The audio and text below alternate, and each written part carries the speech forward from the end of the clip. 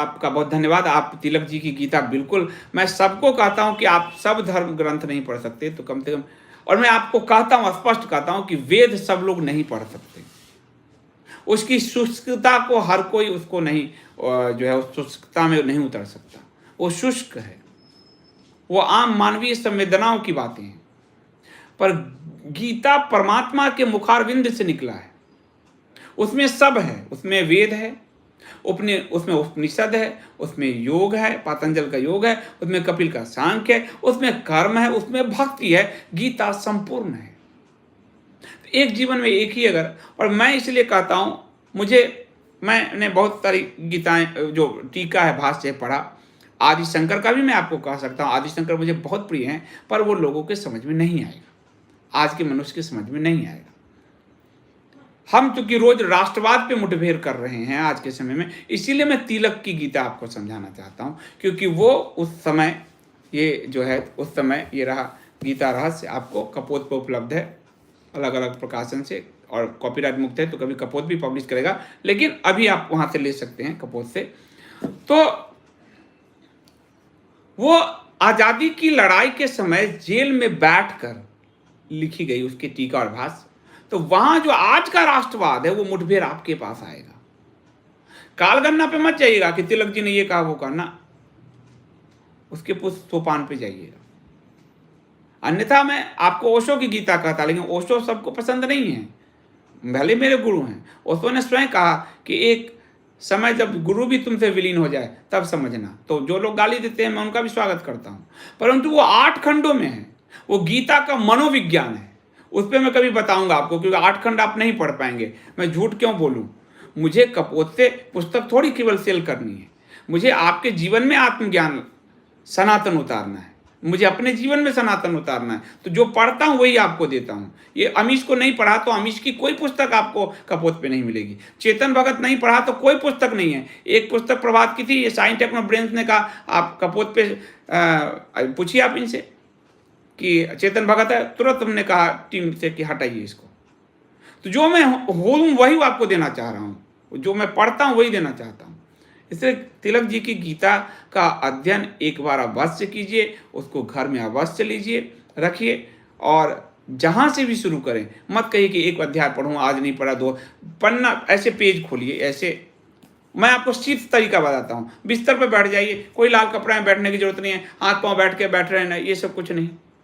युद्ध के मैदान में रक्त के जहां बहने जा रहा हो वहां लिखी गई है, तो आप बिस्तर पर बैठ के पढ़ सकते हैं।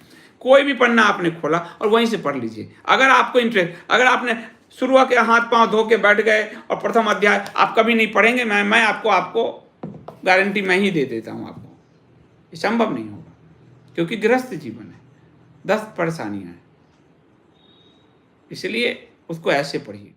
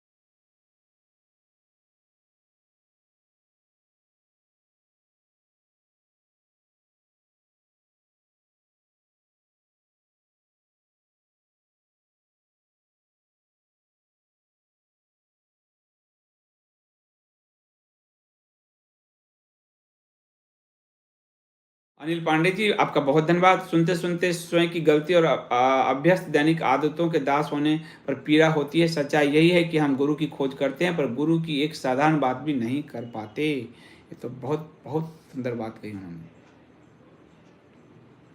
बहुत सही सुंदर बात कही। हम अपने जीवन में अध्यात्म एक गीता ही और हमने उतार लिया जीवन में, जीवन धन्य हो जाएगा। पर हम सुनते ही नहीं। मुझे कई लोग कहते हैं आपकी किताब पढ़ी, जीवन बदल गया। मैं मुस्कुराता हूँ, फिर मैं अपने मन में दोहराता हूँ ताकि मुझे जीवन में अहंकार ना आए।